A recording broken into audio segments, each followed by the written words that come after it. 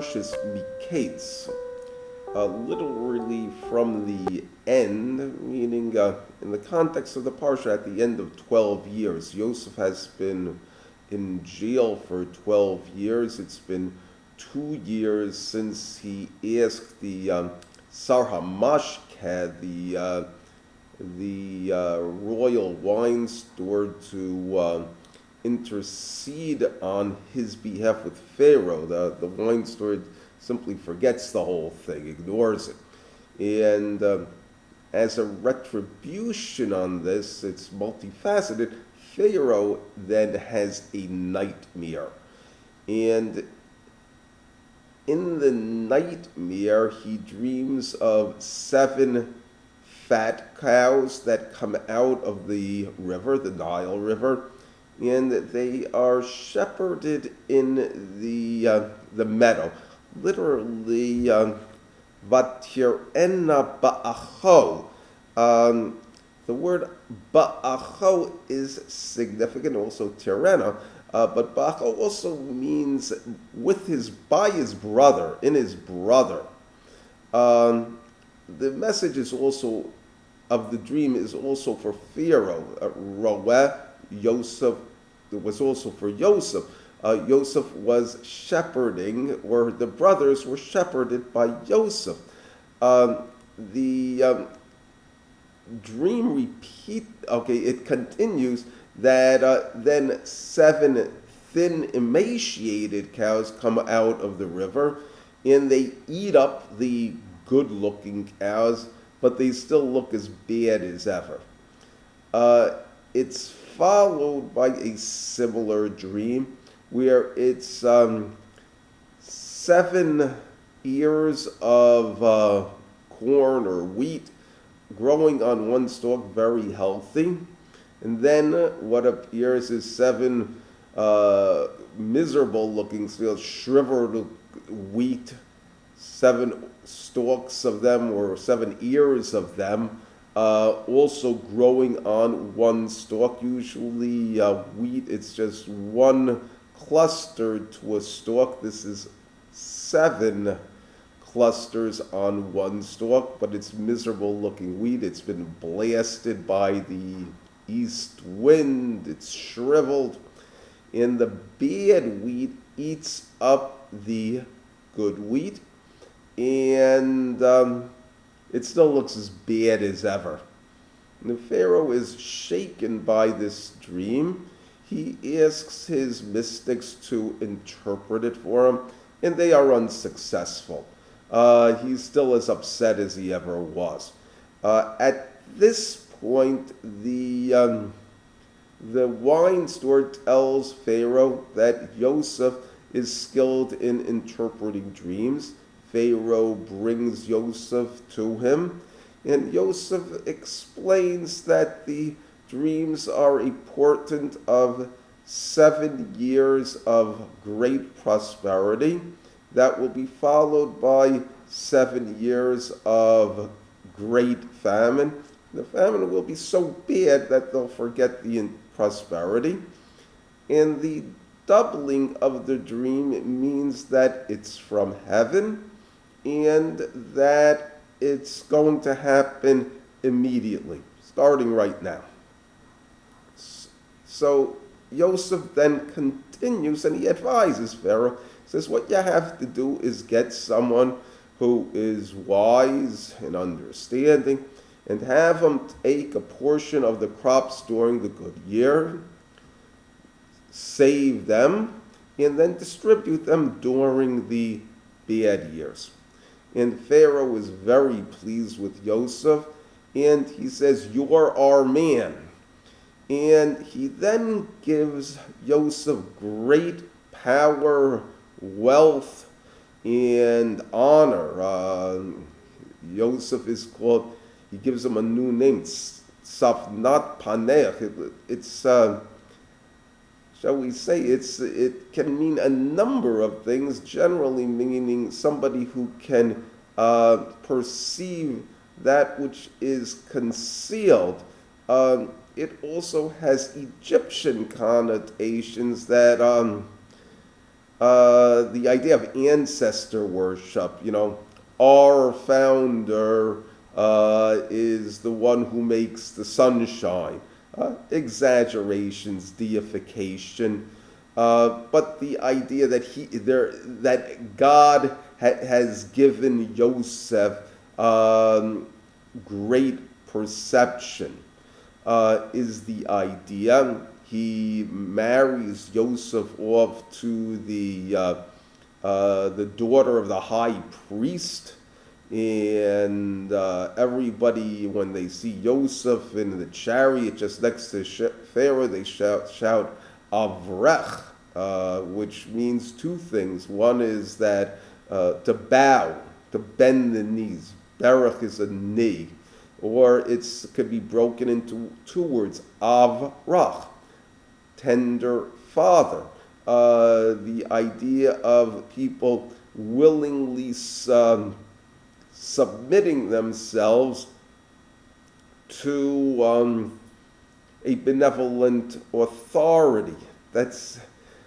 And what the picture is that Yosef has now become one of the nobles in Egyptian society.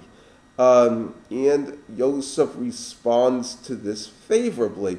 He has two sons by his wife, Osnat, and he names the first one Menashe, which the Chumash explains, Ki Nashani Elokim es kol amalai, that Hashem has caused me to forget all of my aggravation. That's base avi, in the house of my father. It's not the word nashani doesn't. It's not forget like you don't remember it at all. It's like it's a bad experience. Forget it. Put it behind you. Don't dwell on it. Yeah, it happened, but it's over. That's the basic attitude of Yosef towards the 12 years he spent in an Egyptian jail, basically because he was decent, basically because he was slandered. The Egyptians have made it up to him. He forgives them.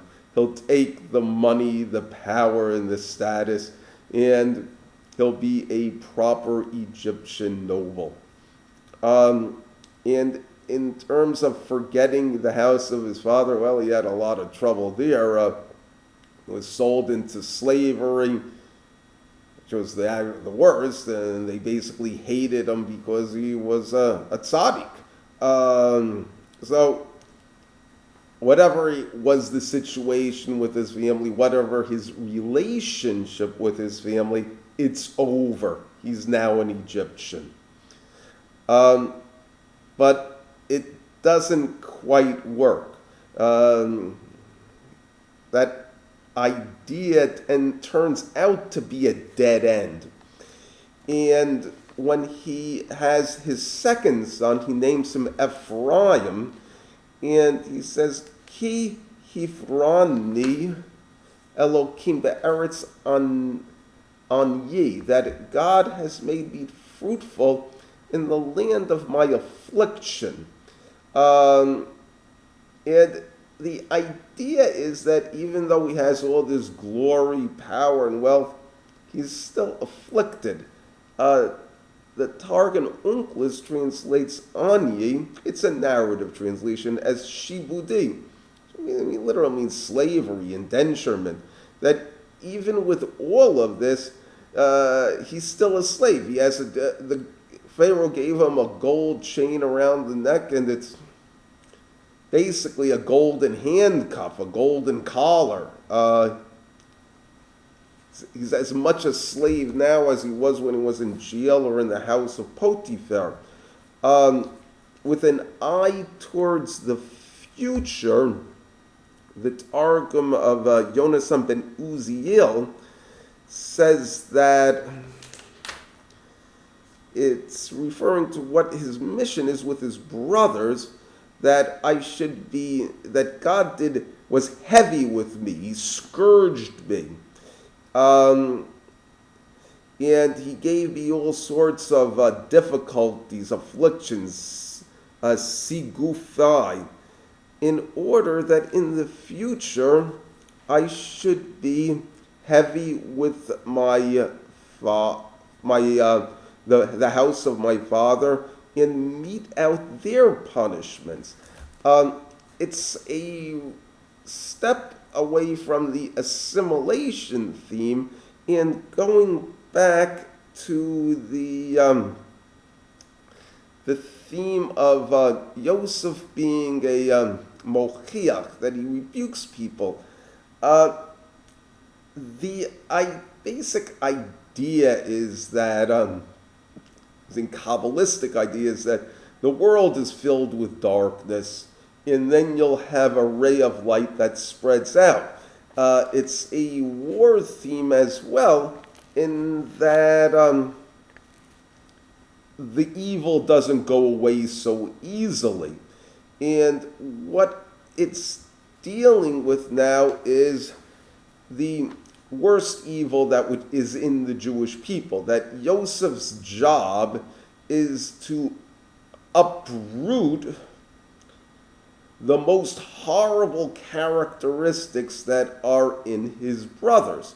As a result, these are the things that are revealed to him. His brothers really are basically righteous people. Nevertheless, they do have some significant shortcomings that are not going to be removed so easily. Remember, a friend told me the reason he became religious was because he was shot in a robbery. A robber shot him.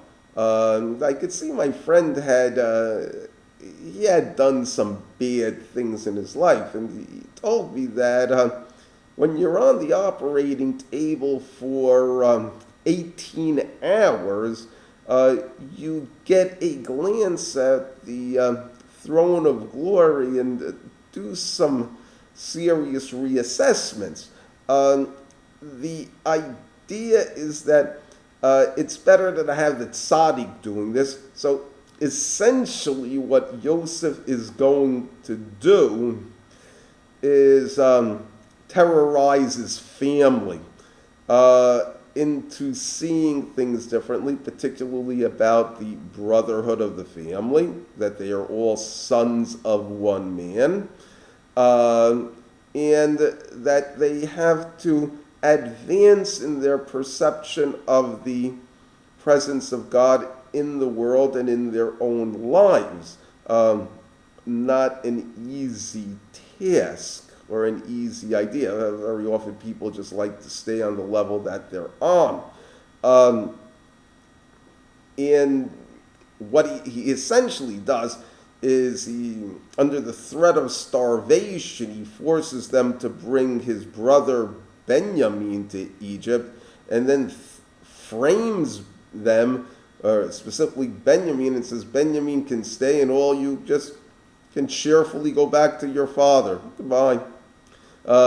Obviously creating a crisis in the family, but it's obvious now. But when they sold him into slavery, they thought that they'll just, put his coat in some blood, say that an animal killed him, and that'll be the end of it. Now they know it's really different. However, to get to that point, it's going to take some serious pressure. The nature of the tzaddik is basically one who is kind. So in order for him to do these things, he's really going very much against his nature. Under normal circumstances, if somebody goes off the path, he would accept that before doing all sorts of terrible things to him to get them to change for the better. But after he has been sold into slavery and spent 12 years in jail, and he sees that he is basically cannot escape from the fact that he is of Israel, he then is capable of doing some very ruthless things in order to get a beneficial effect. That's the basic idea. Ultimately, he is rewarded for his labors. His father says that gives him a lot of blessings, a shower of blessings, and he says that that he's going to be the Nazir, sort of the elite, the crown, the Nazir of his brothers. He's going to be the elite of Israel, both in his lifetime and both his children after him.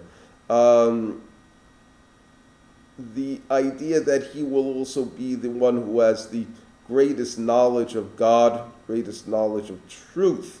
The blessings are repeated later on with Moshe Rabbeinu for the tribes of Yoseph, Menashe and Ephraim, where he says that they are going to be mimeged Shemaim. They're going to have the choice things of heaven, and mimeged Eretz Umeluah, the choice things of earth. In other words, wisdom, faith, principle, those are the things of heaven, knowledge of God. For of the earth, he's going to be its financial prosperity, among other things, a nice family, the material blessings. But it's more than that. Ultimately, he will live in and contribute to the building of a nation where they are all tzaddikim, and they are the plantation in which God glories.